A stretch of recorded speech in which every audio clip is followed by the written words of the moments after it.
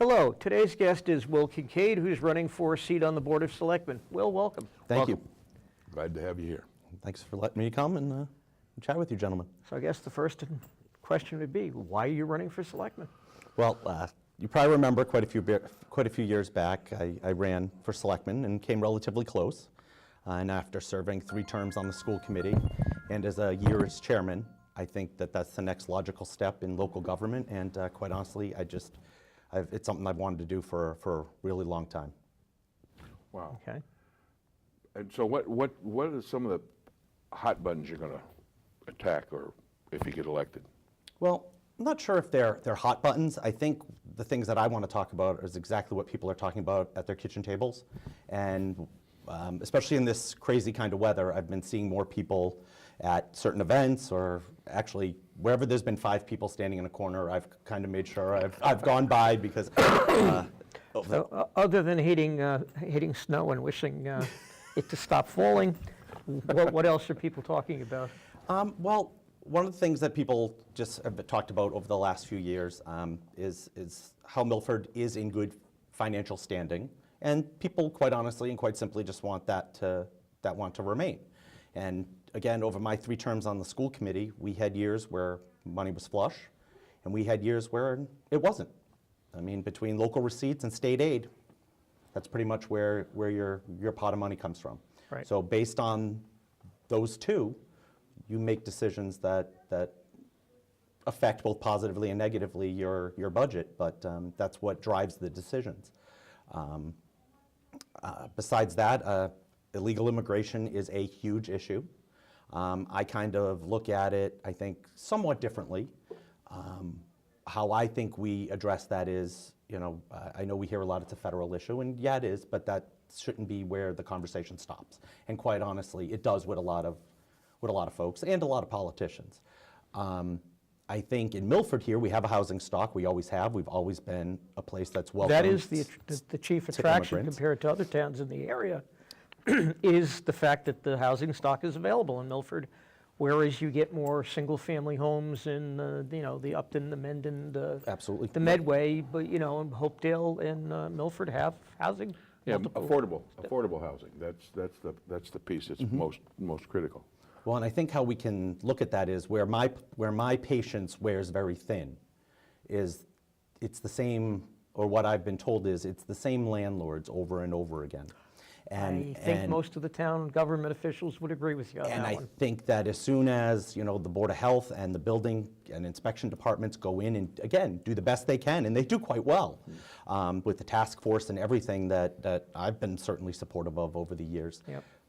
But as soon as things are taken down, by the time they get back to that spot again, going through all the neighborhoods and checking everything, it seems like things are built back up again, and we're finding, 20, 30 people in a place that should not be inhabited by that many people of different families sleeping in shifts.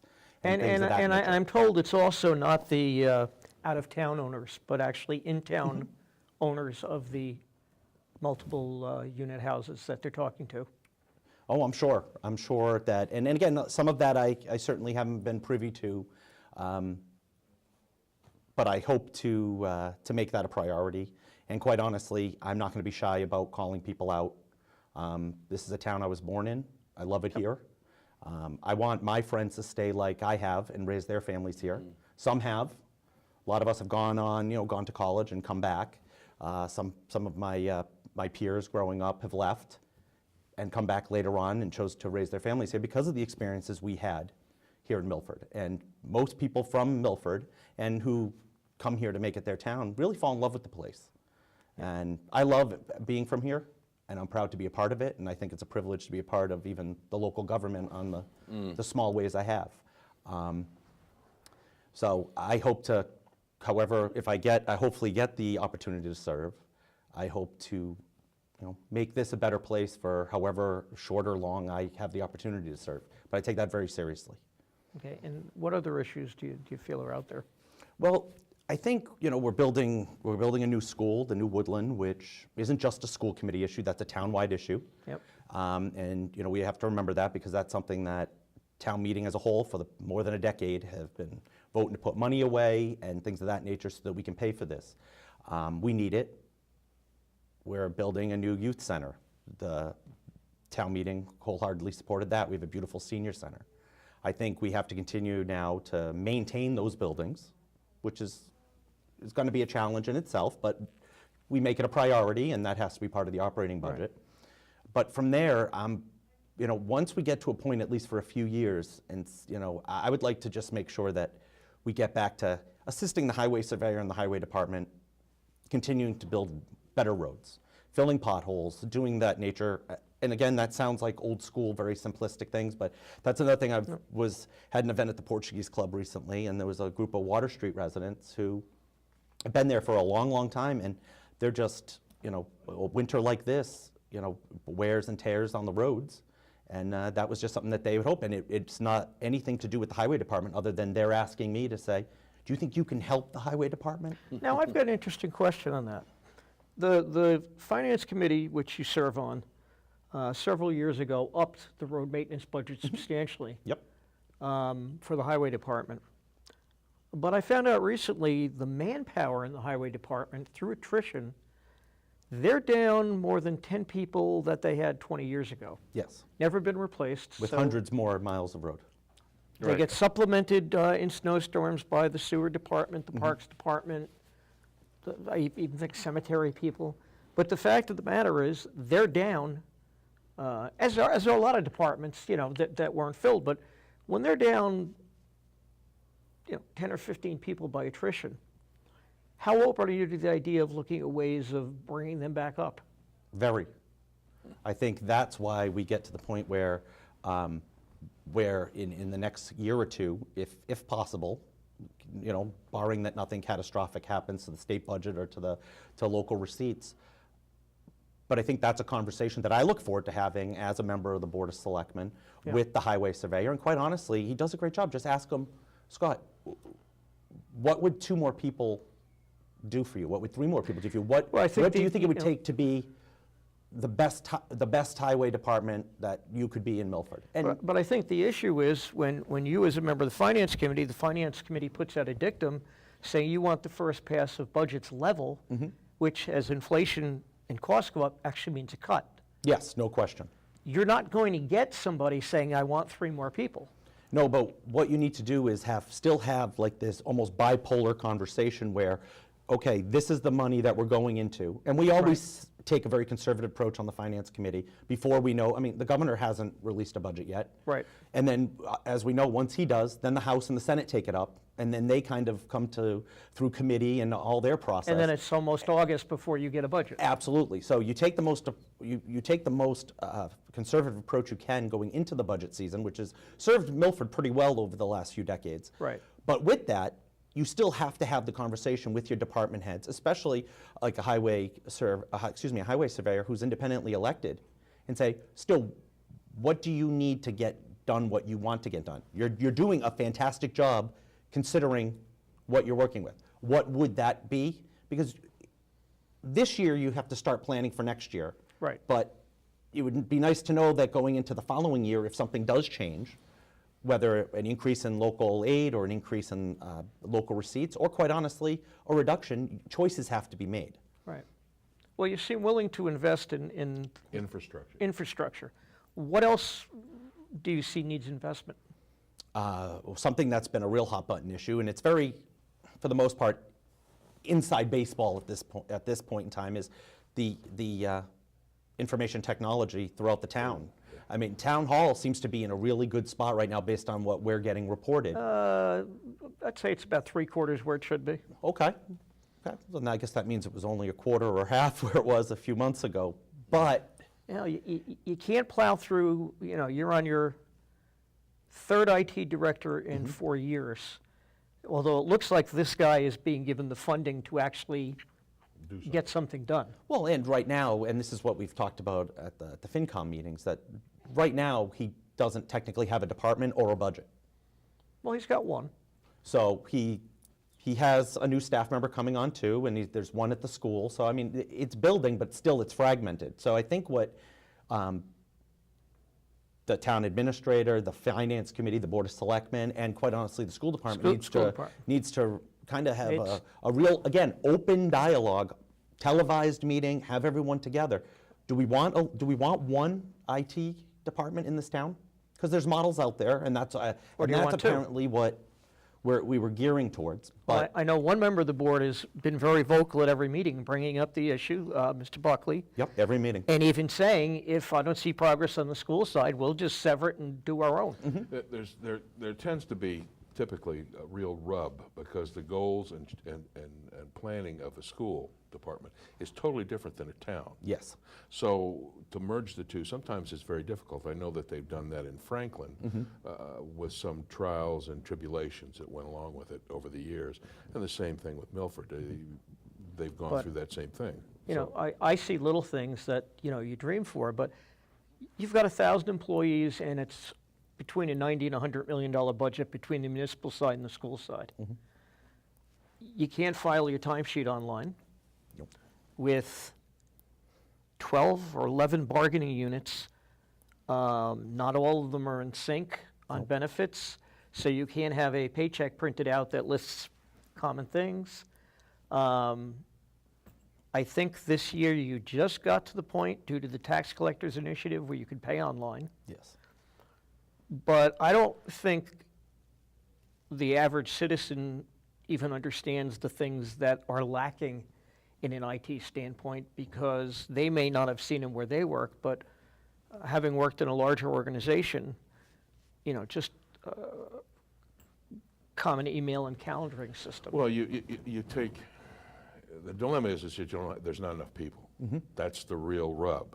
And the hardest thing for anybody to invest in is IT, because it's a background service. Yes. It's not something that's in the foreground.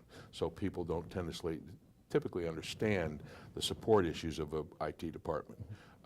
And what happens is you don't invest in that IT department, and then it begins to fall in on itself. And that's what I think is happening. And that's exactly when it affects everybody. But my answer is, if you talk to anybody who works in a modern corporation and told them that you had a $90 million corporation with 1,000 full and part-time employees, and only 3 years ago did you hire an IT director, and now he's got 2 people for 1,000 employees, you would be laughed at, because There's no question. I've seen companies of 100 people that have 3 and 4 people. It's a core way companies run, and I mean, if it crashes, the town can't operate. Well, and there's different segments of the IT. When you have 600 employees at the Milford School Department, and every teacher having a computer or multiple computers and multiple printers in every classroom, because that's where we are nowadays. Yeah. Just think of fingertip maintenance. We're not even getting into the back end of the servers, which is a major problem and a major expense. And once they do go down, Yeah, well, see, we'll certainly be fixing them, but I would like to do that ahead of time. Having a background in this, I look at the fundamental architecture is missing. There's no overwhelming architecture for backbone technology, for the networking to be used. So, you know, the argument here is, well, the end user stuff changes so quickly. The end user stuff is irrelevant. I mean, anybody that's in IT, and I have a son who does this full time, and we debate it quite often. You have the right architecture, the right servers, the right network design, you'll be able to go 10, 20 years with hanging things off it. Yes. Yeah, that's exactly the case. And that's what hasn't been architected yet for the town and the schools.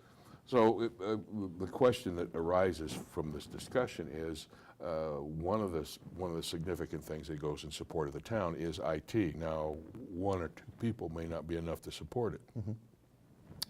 How committed are you to that organization?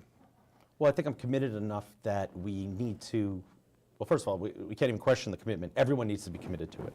And I say that because if there is a collapse on the school side based on their servers, if they lose connection with the town, then people won't be getting paid. Yeah. And then, you know, things of that nature. I mean, everything, our lunch programs, everything is on these back-end servers. Let's put it in a more fundamental nature. Let's say Paul Bolivis is the IT director, has the time, and he comes in with the architecture plan and the costs, and he walks up to the finance committee and says, we need to invest $750,000 for the next 3 years to get where we should be. $750,000. And the reaction is? Well, the reaction is, when he does explain that and he backs that up, Right. then it's up to, again, the finance committee, the board of selectmen, the school department, everyone to say, again, because there isn't an endless pot of money. Milford Right. does very well, but still, Right. it's a finite amount. And the So first if we're going cost- to do that, yes. what aren't we going to do? Right, and the first cost for Woodland will be hitting in the next fiscal year, where most people don't realize you've approved all the money, but you haven't spent any of it. Right. But beginning July 1st of 15, in that fiscal year, the bills will start getting paid. Yes. And that's going to have a significant impact on the cash flow. Yes, and the Although it was stabilization prepared account. for. Well, prepared Although it for. was prepared for. Planning was there, Yep. but what it'll have is an impact on the cash flow for some period of time. Absolutely. Where you won't be cash flush, is as good a description as I can. So now you get to the point where, okay, gee, I'd love to give Scott Crisafulli those 3 highway guys, but we need, even if it's $500,000 in IT costs, Yep. and we only have $1 million, which one do I fund? Yeah, there's some troublesome decisions or suggestions. Well, you've got them no- every year. Oh, no question. But, But again, that's why, I mean, one of the, I guess the most honest answers and most honest comments you can make when you want to run for a selectman or when I ran for school committee. I promised I'd make tough decisions, and we're going to, because you don't even go through a year where decisions aren't being made. I remember on the school committee, 9 years we went through scenarios. Level funded, which is a cut when you have contractual obligations, and I mean, electricity alone this year is going up, and just like we all got our National Grid bills, and they all went up. well, you said at the January Finance Committee meeting, the town is technically, without transferring any money out of the one pocket it's in, which is free cash, you're running at a deficit due to the electric bills and the English language learners. Yep. Well, one of the other good things is that you have experience on FinCom, also on the school committee. So as a result, you have experience with running a very large budget. The school budget is a very large budget. Yes. And also the other side of it, the FinCom side of it, so you have an understanding of what goes in a construct of a town budget. And let's also throw in your work experience, because you are in charge of revenue collection, correct? Yes. At the small thing called the Massachusetts Bay Transportation Well, I'm not in charge. Authority. I'm the deputy. Well, I don't want any false advertisement. so I can yell at you for the slowness of the trains. Well, luckily, I'm not. I feel bad for a lot of my colleagues right now, but I'm not on the transportation side. You of the don't get house. that If side we of should it. joke, we're taping this on a day where the governor asked the T not to run due to snowstorms. No, I don't want to hold you responsible for that. But you do understand about cash operations in a large organization. Yes. Because you're in the billions there. Yes. So you hope to bring that experience to the job. That's one of the things that's I mean, one of the assets you do bring to the job is that you not only understand local government, but you also understand the inner workings of the state government. Yes.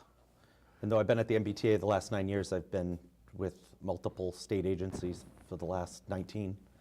So Right. It's been a good experience. Not what I intended to do for a living, but things happen, and I enjoy it. You having fun doing it? Yes. It's hard work, but I work with Okay. great people, and Let's switch gears for a second. Why run for selectman now? well, to be honest with you, that was something that my wife and I talked about. She knew that when I got off the school committee, that it just felt right. And I told her that I didn't know if I wanted to serve for 9 years or 12 years. Obviously, it's up to the people, but whether I wanted to keep going.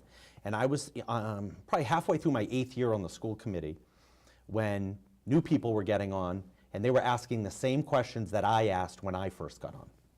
And it dawned on me that it's their turn. Yeah.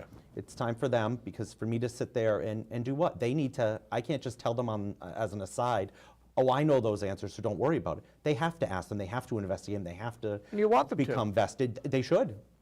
I did, and to me, that's the only way you do it. You have to ask the questions. Absolutely. Well, And, as someone who started my political career in Upton as a member of the school committee, Yeah. and went through the drill of justifying a new school and building a new school, and then went to the Board of Selectmen, served as a selectman for 6 years. I can understand, and I also understand the tools that you bring along with that. You know, there's good news and bad news. The good news is that everybody knows you. The bad news is that everybody knows you. You got it. Well, you know what I think is, and I'm not sure if it's the same in Upton, but or in Mendon, where you served, but Milford, it was just, even growing up, it was, if you're going to be a selectman, the route is through the school committee. And not that that was my intention years ago. And all three current members of the board did take that route. Absolutely. And I just think that once, again, I can only relate it to my 9 years on the school committee, but between the phone calls, the concerns, the parent meetings, the budget cycles, again, up and down.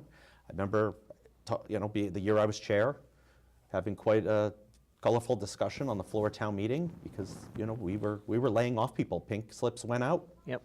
We ended up not being the case come the end of the summer. I actually think being a selectman is easier than being on the school committee. Absolutely. You could argue that point, having done Really? both. I can't. Without question.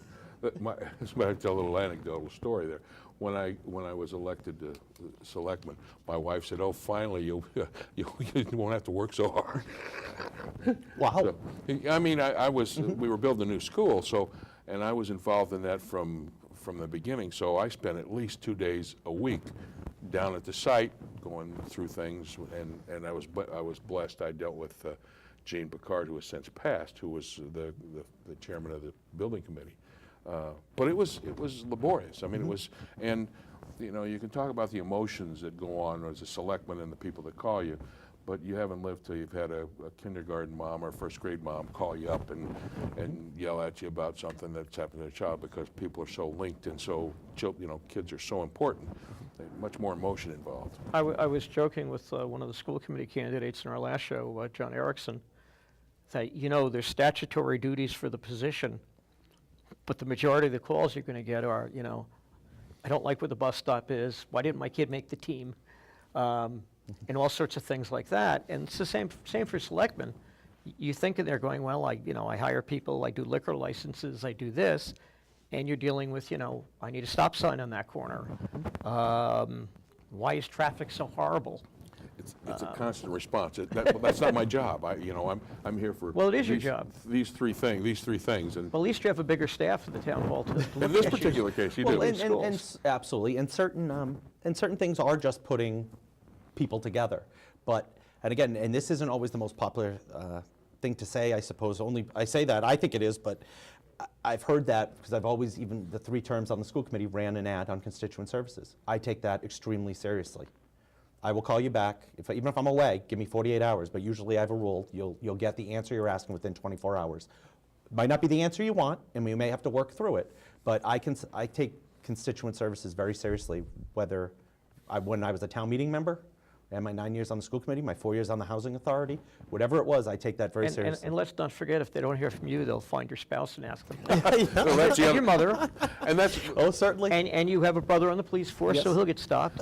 I don't think your son Caleb is old enough yet where the students, parents. not. My kids actually got that at one point. Well, a teacher said, "Well, I know your dad's on this committee, so can you ask him what the answer to this is?" it's over the dining room table.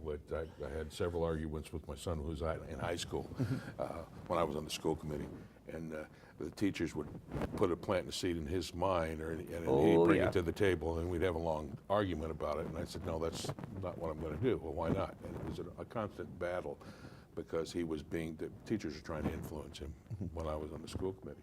But the thing that's most important is, in my mind, is if you don't know the answer, say, I don't know the answer, but I'll find out. Absolutely. And constituent services is very, very important. Now, I'd like to ask you a question. I know you've been getting it from a lot of people, because Selectman Buckley gets it from a lot of people.